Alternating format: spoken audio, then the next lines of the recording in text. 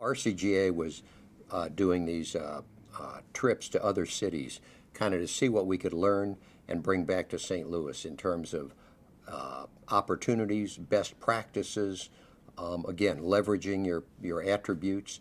And one of those trips was to Boston.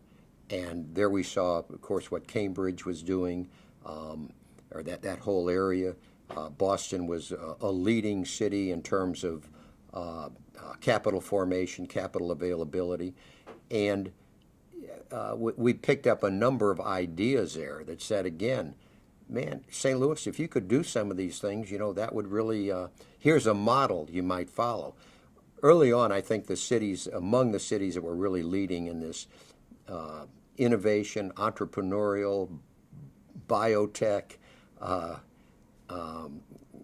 innovation were Boston, San Diego, San Francisco Bay Area. There were a number, those were three of them, but today almost every city is trying to compete in this arena. How are we doing in that relative race? Well, I think we're doing pretty well. I'm a pretty hard grader. There are people who come from other cities and are absolutely amazed. They say, how in the world are you guys doing this much in such a short period of time?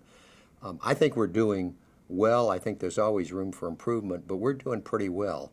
And you look at Cortex now and all the activity there and the job creation and the buzz that's throughout there is just amazing.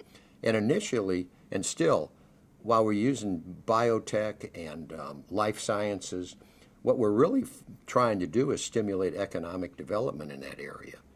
And I think it's pretty successful, but you can't let up for a day or two. And again, the competition among cities is really intense. I think that's true, and we're increasingly we are collaborating with other parts. I mean, certainly the Danforth plant and Science Center in Creve Coeur. Originally, CET was a little separate from Cortex. CET is totally part of Cortex now. And so there's a lot more collaboration and cooperation. And I think that's true in so many efforts. I mean, there's a bit of competition, much more there's collaboration.